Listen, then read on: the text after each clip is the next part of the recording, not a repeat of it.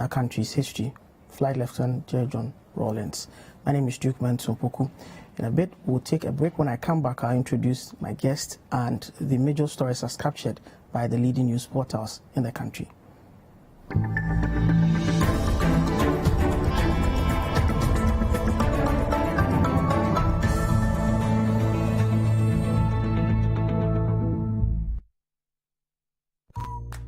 Hello, sweetheart. Tell me whatever you want. I will take you to Melcom and buy for you. Oh, you are so late, Masa. I also received the SMS and I'm even planning going shopping now. So if you are ready, let's go, baby. Melcom is back again with the hot Black Friday deals in this month of November. Yeah! Shop at Melcom for your hot Black Friday deals every day in the month of November.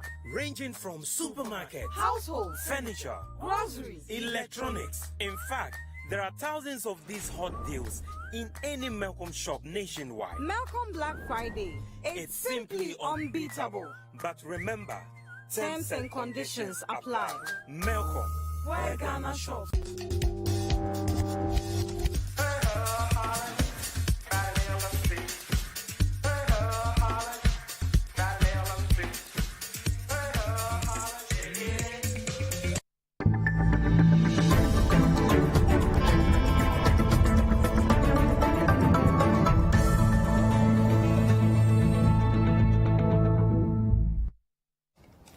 Welcome back to what the papers are saying. Let's begin by looking at the major stories as captured by the news portals, beginning with the story that has dominated headlines today: death of former President General Rawlings. Citi newsroom captures it.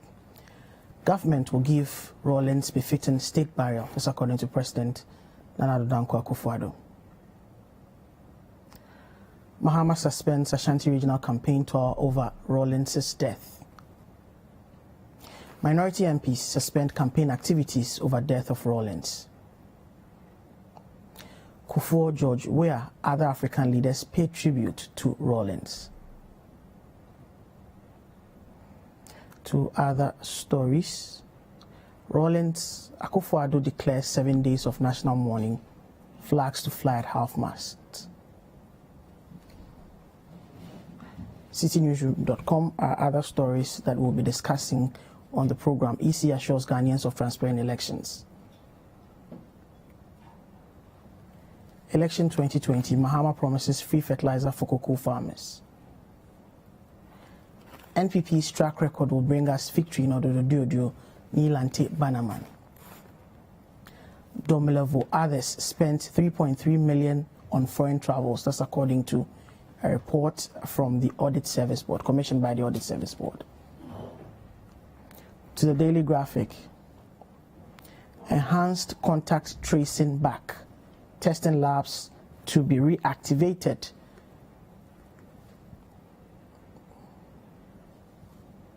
To the Ghanaian Times, government to get tough to prevent further spread of disease.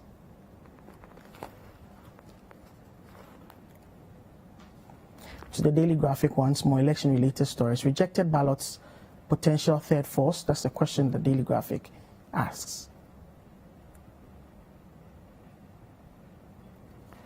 To the publisher, we are 95% ready for elections, EC assures MPs. To the Daily Statesman, COVID-19 cases rising again. President warns nation against indiscipline.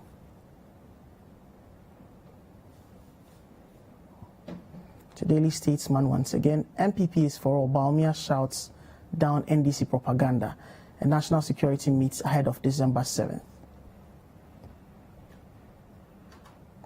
To the Daily Post, Lodina on the campaign trail in the Adonoo region, and public only claim to fame in the Ashanti region. To the Herald, Buzier's daughter wants Akufo-Addo to sack Osafo and Oforiatta. To CitiNewsroom.com once again, Domelevo others spent 3.3 million on foreign travels. I'll come in studio now. I have been joined by Selorm Adonoo, Head of Features and Articles, Citi FM, Citi TV, citinewsroom.com. Welcome, Selorm. Thank you. Also been joined by General Manager and host of the Citi Breakfast Show, Bernard Avle. Welcome, sir. Thank you, Duke. So let's begin with the news cycle changed all of a sudden today. It's not what we would have expected to be discussing on a program like this evening. Let's begin with you, Bernard. How have you received the news? How the processing has gone so far, and how the media has covered it, even though, to be fair, you have been leading commentary on this issue on our station. Thank you, Duke. There are some things that happen once in your lifetime that you remember where you were. So, for example, a lot of people in America tell me that they remember exactly where they were when they heard that John F. Kennedy had been shot. A lot of us remember where we were when the first plane slammed into the Twin Towers, 9/11. Some people remember the day Elvis Presley died. I remember distinctly the day Professor Mills died and how the announcement came and how we broke it. Now, even though this day may not have been as dramatic as those, it certainly is epochal in the sense that it's a big day for many reasons. Ghana's life is about 60-something years old, and Rawlings has been a dominant figure since the late 1970s, and we are in the year 2020. So for 40 years, he's been a dominant figure in our politics. Okay, so to hear the news and to get multiple messages asking you to confirm if it's true or not, and to make all the phone calls and to be told that it's actually true, it's like a bolt out of the blue. So what I'll say is that, I mean, as a journalist, there are days you live and plan for, that when such a thing happens, how are you going to cover it? Because it proves your readiness. So it was very surprising news, particularly because just 3 weeks ago, he had buried his mother and had received lots of visitors, and he looked very vibrant and looked, I won't say he looked happy, because you can't tell that he looked happy, but he certainly had appeared in public, and many groups of people who hadn't personally met him got to meet him within those 3 weeks of the program. So it was very surprising to just hear that he died when there hadn't been a public record of a sickness. Okay, of course, he's 73 years old. He's not a young man, but he's a soldier. And for soldiers, he looked fine, fertile. So I'll say it was a bolt out of the blue, and I'm sure we can discuss his legacy and all of this, but it's a day of reflection as well, because for someone whose first election I voted in was the 2000 election. Incidentally, that was the election that he was not on the ballot. You get me? So he was president for the 19 years that I was at the time, but he had been a military ruler in 96. I was not. So it's a big story. Clearly, it's the end of an era. That's how I choose it. It's the end of an era, because there are people who represent eras. Okay, Martin Luther King represents the civil rights era. Roosevelt and Churchill, the war, Second World War eras. Nkrumah, independence struggle. Rawlings is unique in a sense that he almost epitomizes two eras: the military insurrections of the 70s and 80s, and then the democratic transitions of the 90s into the 2000s, and even to an extent the stability of the post-2000. So he epitomizes an era in our life. Certainly a dominant, forceful, charismatic figure, but also a man of contrasts, and some would even say contradictions. Okay, but because of the rawness of the occasion, we may not necessarily break down all the legacy issues. But suffice it to say that Rawlings split opinion as in life and in death. And to be true to the facts, he was a man of different parts, but few can doubt the impact he's made on the country and the continent. That one is not in doubt. I'll come to you, Selorm. Initial thoughts, how you received the news, what your fond collections of Rawlings would be, memories of. Well, very sad indeed, incident indeed, or very sad state of affairs we have as we speak. I didn't know he was in any situation. I didn't know he was ill, and indeed a lot of people didn't know, because like the family has said, I mean, they didn't make public his condition. So to receive messages today, I mean, asking whether the news was true, to confirm, etc., I was taken a bit aback until we were got a confirmation that indeed the iconic J.J. Rawlings, somebody we looked up to when we were young people or younger people, is no more. Came to me as a big shock, because I thought he was strong, and indeed I think he was he was largely, and he kind of carried himself about as a strong person and somebody who was very healthy. And so the last time, again, we saw him was during his mother's funeral. He looked strong, and he moved about, shook people, interacted with a lot of people and all of that. So to hear 2-3 weeks after the burial or funeral of the mother that he was to follow, or he was following, or he had followed the mother, to the other world, it was quite a big shock. My fondest memories, I think, would be when, during the June 4 celebrations, 31st December celebrations, 6 March celebrations, we saw him in his military apparel, giving long speeches. We were young, we couldn't really understand what he was saying, but we enjoyed the process and the way the military will march. The music, everything made some of us actually want to be military people, just because of how he carried himself and how the military marched and what he presided over. So, growing up and getting to understand things, like the 2000 elections, I didn't get to vote in the 2000 election. I got to understand, I got a bit politically aware before he left office, but a lot of the awareness actually came after he left office and the comments he made about things, what he stood for, etc. So, indeed, his life and his work in the Ghanaian public space, it was an era. Like Bernard rightly said, the military era, epitomized the transition from the military to the democratic era, and indeed, epitomized the political stability era as well. So if we have anything to say really about the fourth Republican constitution and the democracy as we have it now, I think a lot, has to be attributed to him, because he had contemporaries across the nations of Africa who did not do what he did by giving up power, even though people said, or people have said, that there was a lot of trade-offs, etc.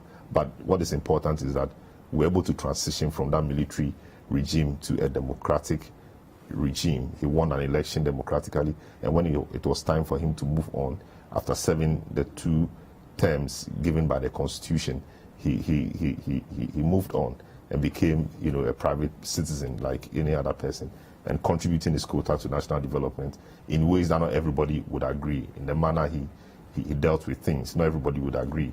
But that was the man Rawlings, the enigmatic character that he was, the charismatic figure, the man who attracted attention. No matter where you stood, he would certainly attract your attention, love him or hate him. You will certainly have a thing to say about him. So to sit here today and be discussing the death of Rawlings, it's almost surreal, because this was somebody we looked up to, we saw as a very huge figure when we were growing up, and a lot of people aspired to be like him. So indeed, it is a sad event, really, to me. Let me come back to you, Bernard. It may be too early to get into the nitty-gritty of the nuances of his legacy, but let's look at what stands out for you in terms of his contribution to development and our democracy for the Fourth Republican dispensation. So, Duke, I'll look at it in 2 ways. I'll look at Rawlings in terms of contrasts, and I'll look at Rawlings in terms of evolution. Okay. As I said, Rawlings splits opinion because he is completely and unmistakably and undeniably charismatic. And so it's difficult to be ambivalent towards him. You either love him or you hate him. There are few people who don't. There are a few who can be, of course, he's softened. So if in terms of the evolution of Rawlings, you can have Rawlings, the angry, hungry soldier, 79, 70, May 15, June 4, overthrowing the Akufu government, handing over after 4 months to the Liman government with a warning, and then coming back 31st December 81, let the blood flow, military mutiny. That's the first incarnation. Then you have his coming, the stability, because there were lots of coups between 81 to 91. There were about 5 coup attempts.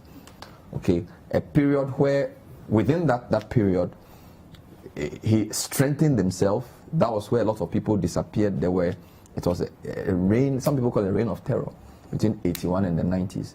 Then of course, the decision to go constitutional.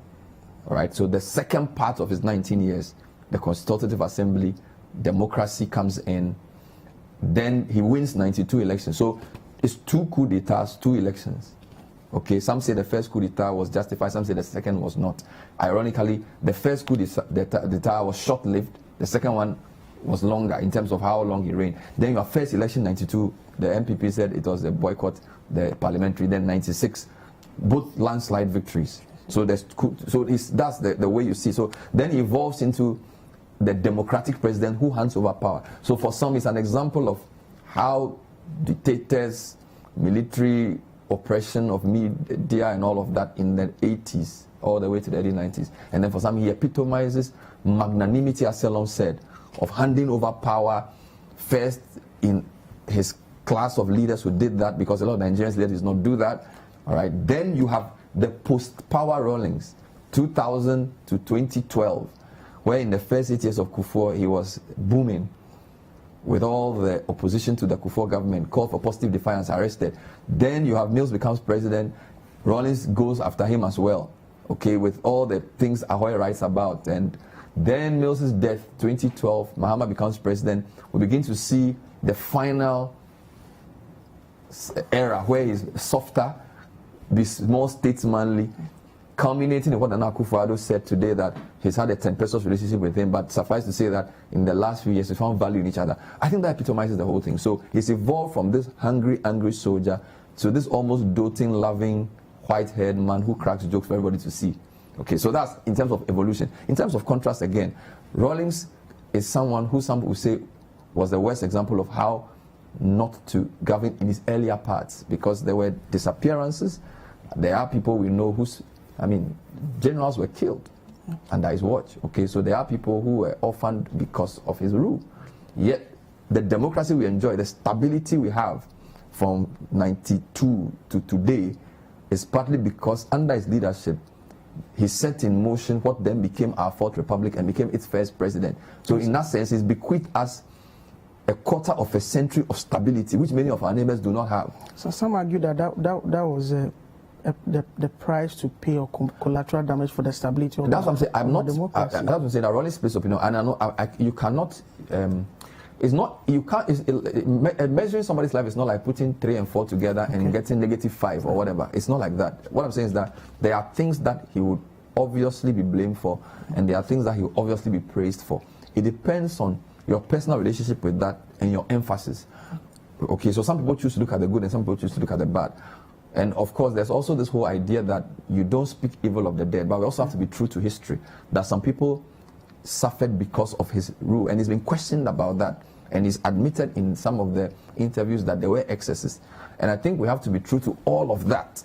But I am saying that Rawlings' impact is more in the shaping of what we have today, the good, the bad, the shaping and the creation of this experiment, because Ghana has been independent since 1957, a republic since 1960. Okay, so 1960 to today is how many years? 60 years.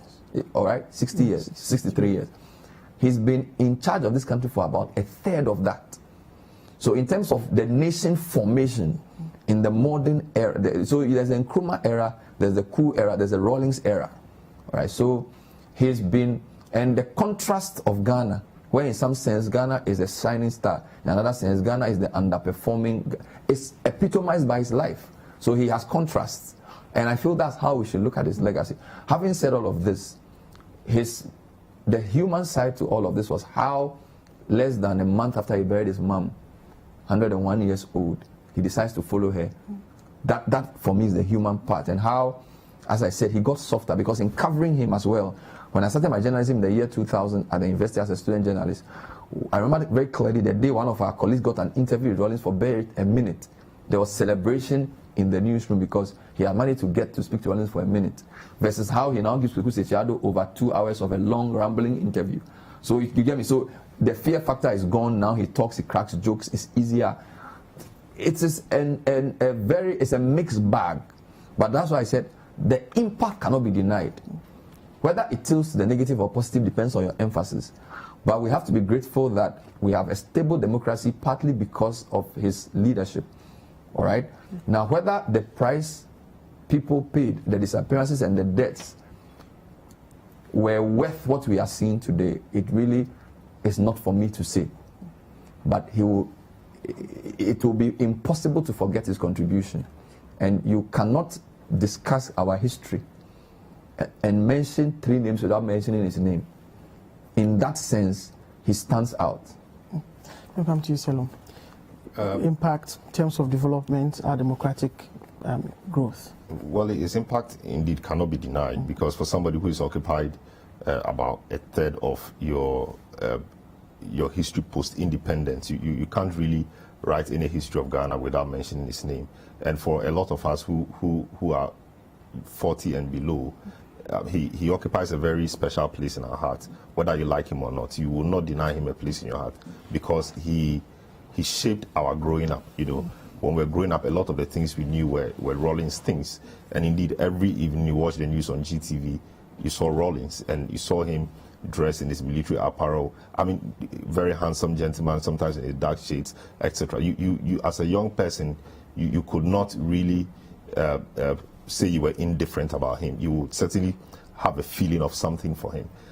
In terms of legacy, I think his greatest legacy would be the peace and stability Ghana enjoys. You know, so that started during his revolutionary days. Before him, we had short periods of military regimes and democratic regimes. When he took over, for a very long time, about 10 or 11 years, I mean, we did not have the interruptions of different military regimes. There were a few coups, but they were not successful. And he steadied the ship of state, stability, the economy wasn't really good at the time. We understand the economy he inherited from maybe 79, 81, wasn't good. Experienced very bad times, 83 famine, etc. I mean, the economy wasn't really doing good until he tried to stable things a bit, you know, and all that. I mean, the structural adjustment programs and all the things they did to the economy to bring the economy to a certain level. You know, so that brought some level of stability. Then now getting into the democratic era, how he managed himself, indeed, with the assistance of people like Justice D.F. Annan, Kojo Chikata, and a lot of other people who tried to shape him behind the scenes and try to bring out a certain outlook or certain persona of him to the fore. If you read, what's the name, Nana Tudazi and Atua Hoy in that book on D.F. Annan, you see how a lot of the backroom discussions went. And indeed, in Atua Hoy's recent book on working with Rawlings, he said a number of those things as well. So, you know, one thing I've seen about him, or I noticed about him, was his ability to identify talent, to work with. He was good at that. But on the other side, he easily fell out with those same talents he spotted or he developed. People have attributed his reason of falling out easily with people to the fact that he trusted people too much or too easily. And so normally people who are so trusting, they easily get disappointed in people, and sometimes the relationship gets very bad. It's happened along the way in his life. A lot of the very smart and very good people he identified and worked with in the early days, I mean, in his latter days, we did not see a lot of those people around him. So that is an issue. The good part of it, identifying talents, working with them. The other side, falling out with them quite easily. Also, the issue about the Fourth Republican Constitution, which is the constitution, I mean, the most successful constitution Ghana has had ever since we had independence. And that largely can, again, be attributed to him and the kind of work he did. Indeed, people have said that the transitional provisions, etc., gave him some comfort. And so because of those provisions, Section 34, etc., he had the backing of law and the state. So receiving the claim that the Constitution was virtually written to suit to sue the Muslims and Caprices Well, so you know, a lot of things that had happened prior to becoming the leader of the country, democratically elected leader of the country. Yeah, so I mean, I don't dispute those arguments, though I'm not for them as well. You know, every country has a time it must say, let bygones be bygones to certain things. So that was critical. If that was critical, or that was the needed ingredient to make us bend the curve, why not? So we developed a constitution, and so far it's been one of the most successful constitutions in Africa, and it's helped out so much. That is the constitution that people talk about in that sense.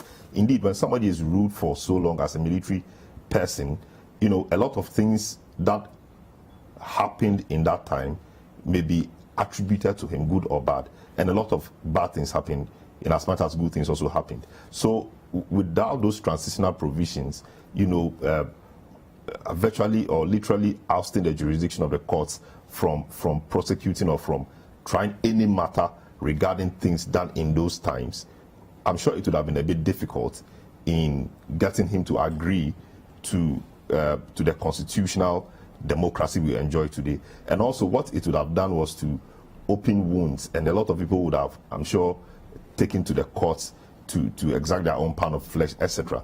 And that would have destabilized our nascent democracy, you know, a bit. So I think in all, it's been a good one. So what John Kufuor did was to institute the National Reconciliation Commission to help people who had grievances and people who wanted to ventilate certain grievances they had to do so, and those who were deserving of compensation compensated. So that essentially, I'm sure, should seal that past. However you look at it, good or bad, that should seal that past. So we progress as a people. I also think that, you know, on the international level, he was a two-time chairman of ECOWAS. He contributed so much around those times, you know, in supporting ECOMOG's actions or efforts in Liberia, helping so much, you know, restore Ahmed Tijan Kaba as leader of Sierra Leone when the rebels and when the coup d'etats were so many in the sub-region. And he did a lot of that with Sani Abacha. So on the international plane, I think he was popular as well. Nigerians especially hold him in high regard because they feel that if they had a leader like Rawlings at the time Rawlings came, that country would have been different. So depending on who you speak to, they have a lot of things to say about Rawlings. But what is certain is that Rawlings' legacy and what Rawlings represented can really not be denied. One of his commonest phrases or commonest things he said was probity and accountability, social justice, etc.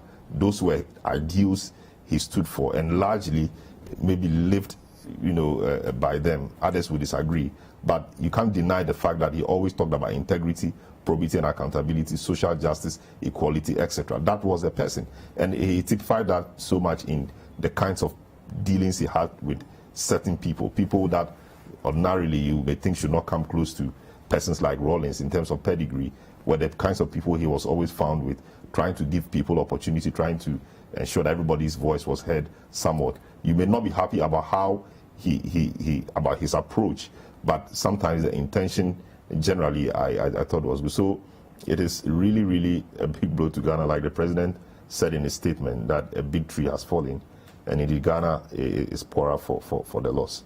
Okay, so we'll take a break here. When I come back, we would look at what can be done by the present generation, leaders, aspiring leaders, to immortalize his memory, and we'll look at the other issues up for discussion. This is what the papers are saying. Keep your messages coming in 05505858832. We'll be back after this break.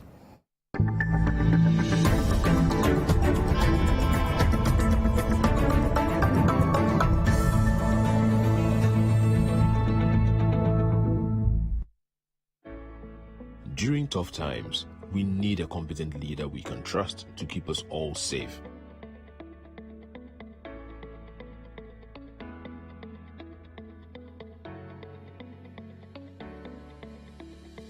Nana gave me free water when I needed it most to keep me clean and safe from COVID-19. Nana gave me lower cost of internet during COVID-19 to operate my small business from home.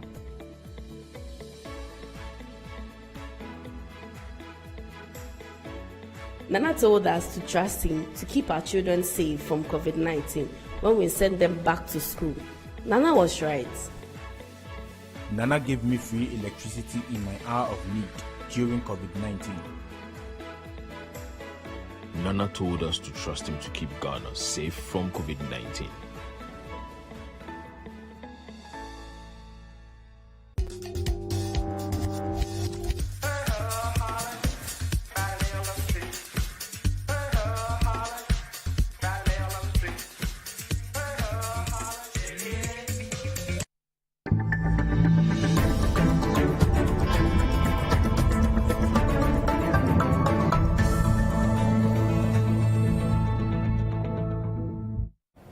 Welcome back. This is what the papers are saying. I still have in studio Selorm Adonoo, head of features and articles here, Citi FM, Citi TV, and citinewsroom.com. I also have Mensah Opoku, Avle, general manager, Citi FM, Citi TV, and host of the award-winning Citi Breakfast Show.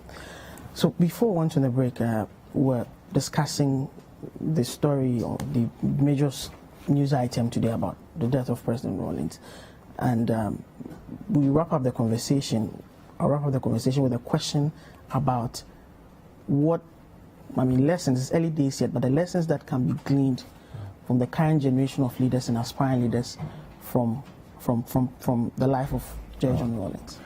That's a big question. I mean, the questions you're asking, we can't answer in the short time we have. Look, there's so many things to talk about, right? The evolution, I've already said to you. Even the economy. Rawlings came as a social justice revolutionary, left-leaning. Okay, they call them the Chalewate wearing revolutionaries. Tried socialism and all its variants, realized that it wasn't working. Around the time, I think he sensed that Russia was not going to succeed. Then he goes for the neoliberal policies of the IMF and then completely moves to the right. So that can talk about pragmatism, doing what works. He says, I'm not an economist, I'm not a lawyer. I just know that if you are hungry, you can't function. So in that sense, it was very pragmatic. And I think, for me, I think that's one of the things that he epitomizes, pragmatism, hands-on, because Rawlings wasn't your most educated, sophisticated guy. He was a flight pilot, excellent in his work, but statecraft and managing an economy is a whole new ball game. Again, you can say that at the time, he had a solid team of quality people helping him. So again, in that sense, some type of meritocracy in politics where it's not just rewarding rabid loyalty. When you listen to a lot of the people who worked with him, they will say he valued experience, quality, hands. These days we see a lot of people wanting to rise into positions because of their party card, right? So again, the other point is foundation. Selorm was talking about that. You see, the constitutions have not lasted for long. Our fourth Republican constitution has been the most successful, and we have been lucky to see it blossom with all its evils. So again, that talks about the process, understanding that you may have to make some concessions to create a system that will outlive you. Okay, so that's still there. In terms of what you'll be remembered for, and time is the ultimate test of what you do. As we sit here, we know that in Nkrumah, he did a lot of good things. We also know that some of the seeds he sowed have not helped us, which is why his legacy can bring a lot of division. And Rawlings is also like that. You will never get a perfect leader anywhere. What we do is to harvest the good and learn from the bad. So if somebody with the level of training he had could steer the affairs of state for 2 decades, our current generation of leaders have no excuse. Okay, they have better examples to follow. They have seen what didn't work. A lot of them, they have better education. They have to do far better. Okay, and put the nation on a path that prioritizes the citizens. If you listen to some of the people we interviewed today, they talk about how he loved the people. He always felt comfortable with the people. When you read all the books, they said he didn't like all these big meetings and big English. He wanted to go to the people. These are the things that I think he will be remembered for. And of course, the final one is that now you have his daughter in parliament. Okay, so somehow on a personal level, that could be some next era following him, but that's a different discussion. So I think our leaders should look at his life and say, we don't have to repeat his mistakes. we can improve upon the good things he did. Okay. That's what we say. Selorm, same question. Lessons for leadership in our country. Yeah, I think, I mean, the values that he preached, values of probity and accountability, very relevant now, even more than he used to preach it. Transparency, values of integrity, social justice, equality, etc. These are values I think if we are to honor his memory, we should try and then live by. These are values which will help the country, values which will strengthen the administration of the country. If a country if a country grows in a lot of opacity without transparency, the country doesn't flourish. You know, where there is high level of integrity, things happen. Where there is honesty, things happen. You know, social justice. There's social justice, there's equality. We will not have all these levels of you know, inequalities around and that kind of thing. So for me, that is one of the things I think we need to learn from. So, you know, having these qualities could help you become a better person on the individual level. And as a nation, if our leaders and our institutions of state try to live by these ideals, I think in the end our country will be better for it. Okay, let's bring in some of your messages. Babamu from Tamale says, indeed our country has lost a great hero. In fact, this world is so devastating. Why so soon, Papa J? My condolences to the family. I feel so sad. Tasha from Tamale says, the great legend and father to us he was. May your soul rest in peace, JJ Rawlings. Let's move to the next issue, which has got to do with the audit commissioned by the Audit Service Board into the activities and foreign travel of, for want of a better word, embattled Auditor-General Adonoo, who's been asked to go on leave 147 days of accumulated leave, a matter that is still in court being challenged by a coalition of civil society groups. Now, the matter broke yesterday. Some 3.3 million Ghana cedis allegedly spent on foreign travels between 2017 and 2020. So let me begin with you, Bernard, on this issue. Some say, or I mean, for at least from the civil society groups, have said that this is corruption trying to get back at someone who spent most of his career as Auditor-General fighting corruption. Others also say that, well, he who calls for equity must come with clean hands. What is your thinking to this? I agree with civil society groups. I think this is a very unfortunate and dangerous development, where somebody who we in the media and civil society know to be fighting corruption, he's not a perfect person. He may have overstepped his bounds in some cases. But to come up with some sort of audit report from some private company using our taxpayers' money to claim that he and his deputies traveled worth certain millions, and therefore to create some impression that he's corrupt or he's done something wrong, I think it's absolutely preposterous, honestly, because is he a signing officer? Does he approve his own travels? Which particular rules has he breached? Where's the full report? Okay. Isaiah 5:20 says, woe to those who call evil good and good evil, and who prefer darkness to light, and call bitter sweet and sweet bitter. We are trying to build a democracy. We want to build strong institutions. So I agree that the days of 1 man 1,000 don't work. So in that sense, on the Crow issue, Osafo reserves his right to defend himself. We have no problem with that. But for an audit board to now try and claim that Daniel Demolevo has done something wrong by putting out some sort of report, look, I don't think that's the way to encourage people to fight corruption. I don't think that sets the right precedent for people who want to stand up for the truth. Now, if his conduct is making your party or government unpopular, find a way of dealing with that. But what are you telling me as a young journalist? What are you telling the Manassehs of this world? What are you telling the young people who are entering public office? that if you try to stand up for the public purse, you will become a victim of such a process. So personally, number one, I don't know if they've released the full report. My instinct is that this is a job they are doing to smear him. So I won't accept it, because I have read through the lines, I've seen all that's going on, and it's not healthy. And I think the president should call all these people to order, that this is not the kind of thing we want to do. Okay? Now, posterity will judge us. I think I have listened to Domelevo, I've heard his explanations, and I trust him. Okay, this whole audit service boss, this whole attempt to fight to prove that he is some sort of unruly horse. We are the citizens of Ghana. We know the type of public service leader we want. And I think in that sense, I prefer him. So if he's done something wrong, let the law take its course. But let's stop using the instruments of state to demonize people who are trying to do their job. That's what I would say. With the information I have, I'm sure there will be more information. You may show me the full report to show that he did something wrong. But for now, I think it's a very bad attempt to make a good man look bad.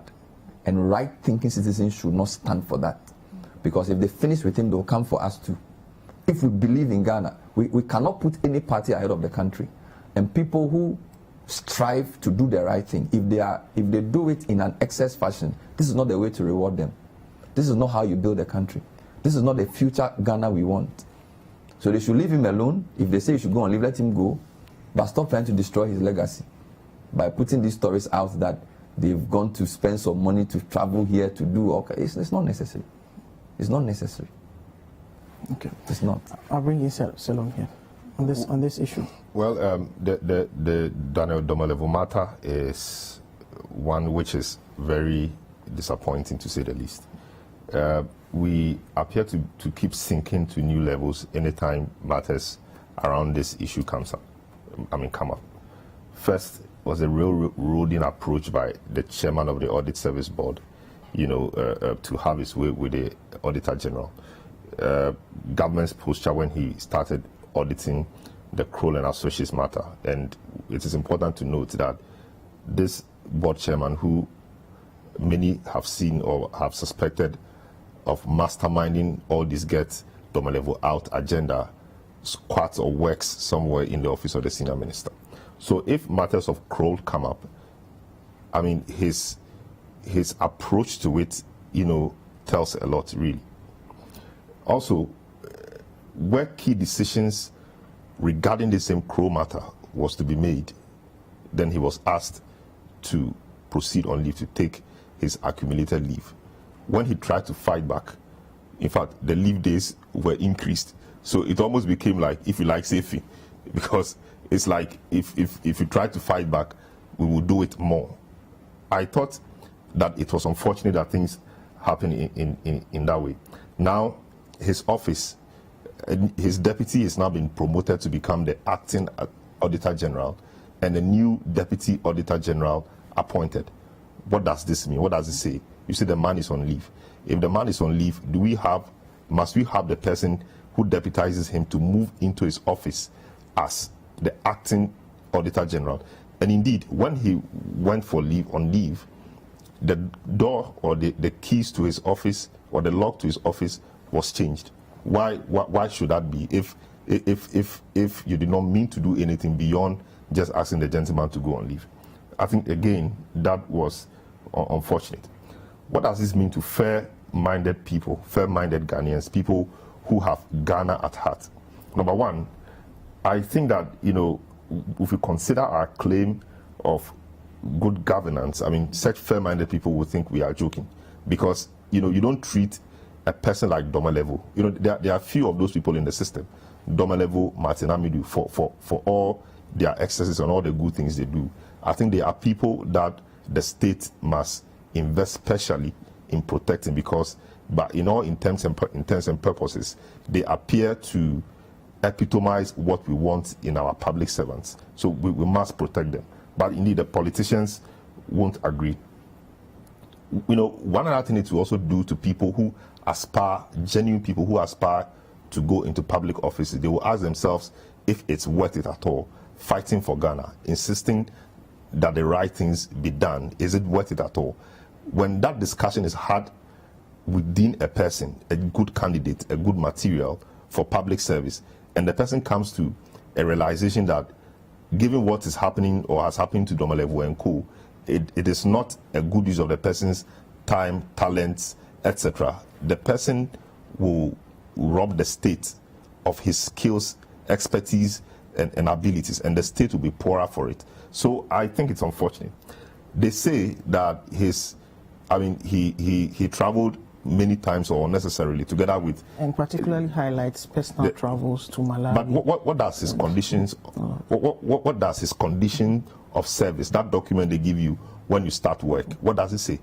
And who approved those travels? Okay. And is it the first person to undertake such travels? I'm not saying that the travels were right or wrong, but was he entitled to those travels? If he is or was entitled to those travels, what's the big deal? Have we seen or tested what happens in other public, sector organizations or public service organizations? It appears that, we are just out there fishing to find something to smear him. And what was the basis of the audit? The Constitution is clear. Article 187(15) says that the accounts of the Office of the Auditor-General shall be audited and reported on by an auditor appointed by Parliament. This particular audit firm, a private audit firm that audited the Office of the Auditor-General, who appointed them or who selected them? We are told selected by the Audit Service Board. So and is that what the law says? The law says their mandate of being able to, but the law is clear. The services of consultants for the law is clear. Efficient management of the Audit Service. Nothing trumps the Constitution. What the letter from the Constitution is the basic law of the land. Yeah. The Constitution says that the accounts of the Office of the Auditor-General shall be audited and reported upon by an auditor appointed by Parliament. These people, were they appointed by Parliament? No. The committee is in place. They are yet to surely the basis of this audit itself is questionable. Why do we do this to ourselves? We may be in power today, have the machinery of state behind us, but the seeds we sow today will go a long way to help us tomorrow or, hurt the country.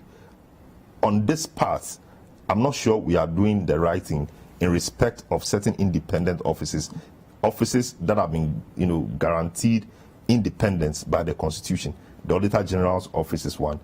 The next Auditor General who will be appointed in office will be very careful and will not step into some things and will be helping a certain administration whilst the or the state and the people of Ghana suffer.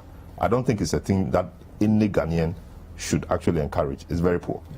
Just to say that, somebody wiser than me said, nothing is impossible without people, but nothing is permanent without institutions. That calls for a right balance between strong individuals and strong institutions. Again, we know that in Ghana, people form institutions on the basis of strength of the personality. So if you're talking about Rawlings, right, and you are comparing that to the democracy we have and the role he played, in that sense, you have people like Adonoo and Domelevu who stand out. Now, you can't depend on good individuals to permeate a system to make it permanent. So we work with what they've put in place and we build an institution from it. So in that sense, I don't think we should say that all we need is good men. Okay, but to demonize good men in the name of trying to build institutions is not the way to go. Do you get my logic? So, and every right-thinking person can see that, look, I have kids. I will tell them, be brave, do the right thing. But if this is how your country reward you for doing the right thing because you are attacking people in a certain political party, how do we build a society? Okay, so what will you tell your kids that, well, when you get into position, some people can come against you when you do the right thing, so don't do it? No. So let's call good and stop this unnecessary using legalese to try, and we know that we prefer his approach if it will save us money. If he's done something, prosecute him. If you believe that he's committed a crime, prosecute him. I don't think he has. So it's more an attempt, in my view, to smear the guy. And we should be bold enough to say, no, that's not what we want. The country belongs to us and our children. And we must build the right moral foundations, not just buildings. If you want a nation, what destroys a nation is the things you don't see. Where people cannot stand up for the truth is more insidious than not having proper buildings. Because nations are built upon ideas. So I think civil society, apart from petitioning the president going to court, should also come up and speak against this more forcefully. Because we don't want this type of thing. This is not the kind of country we want to build. Honestly, I am disappointed. And you see, a lot of the things you've said is on the basis, again, of the basis of the troubles. And snippets of the report you've read suggested that some of the troubles are actually beneficial to the organization. What's the point? In a period of 3 years, a number of people have traveled X number of times, and it costs this much. Have we done a cost-benefit analysis even of the travels? Did they just get up one morning and decided to travel on their own? The conditions of service upon which they travel and do all the things they do or they did. Who wrote the conditions of service? Did Domelevo write his own conditions of service? So if he is doing the things based on, and auditors rely on documents like that, processes, procedures, guidelines, things like that. That's what they rely on. And the conditions of service is one of such key documents. So if he is traveling because he's entitled to it, whether it's in Malawi or somewhere, Holiday Inn, etc., is it illegal? Is it permitted to do so? And how did he get that? Did he write those conditions himself, like what we've seen or we hear other people do?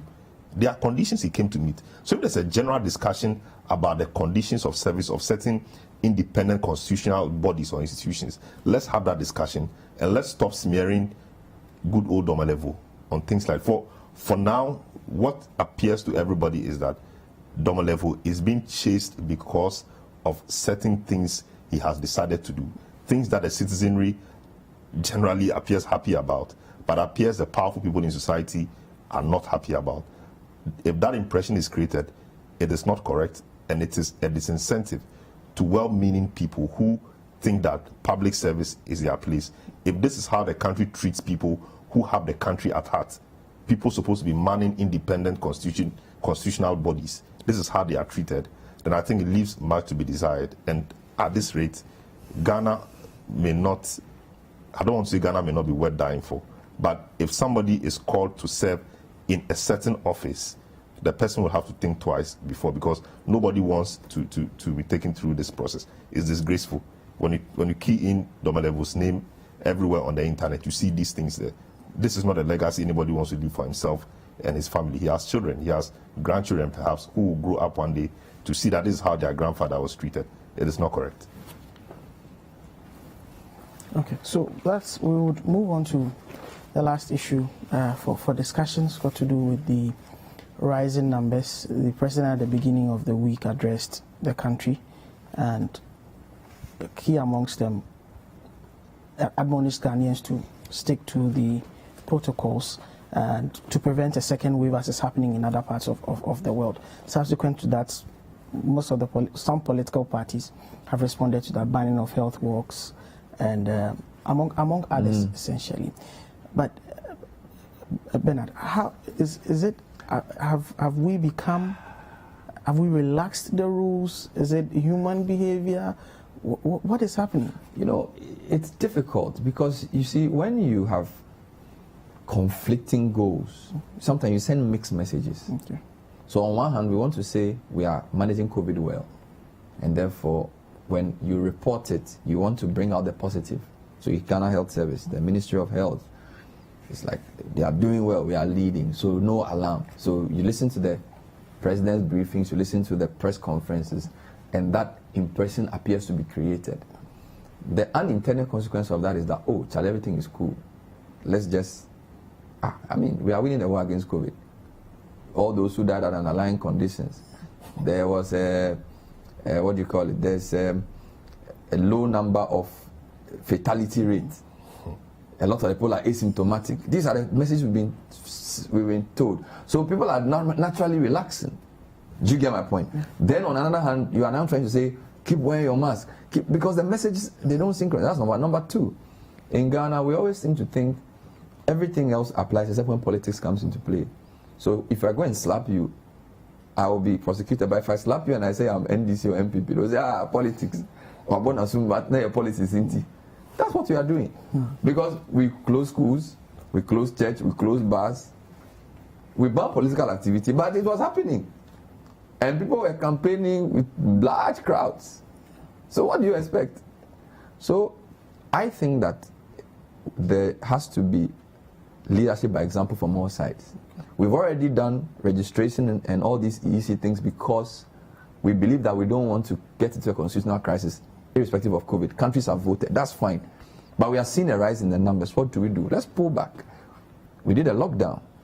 Clearly, we're able to flatten the curve. We know what we did that helped us. We were all very careful in March, April, and May. If the numbers are rising, we may not have to do a lockdown, but we've learned the lesson. Let's go back to the level of seriousness we attach collectively. Let's go back to the messages that got people to become serious. I think that's the issue now. It's not, once you lead with that level of serious caution, people will follow. But right now, everybody is actually, COVID crowd, we are tired. So 30 seconds, we will wrap up. It's unfair to you. No, sorry. How do I even start? I think we've been hypocritical in all this COVID approach.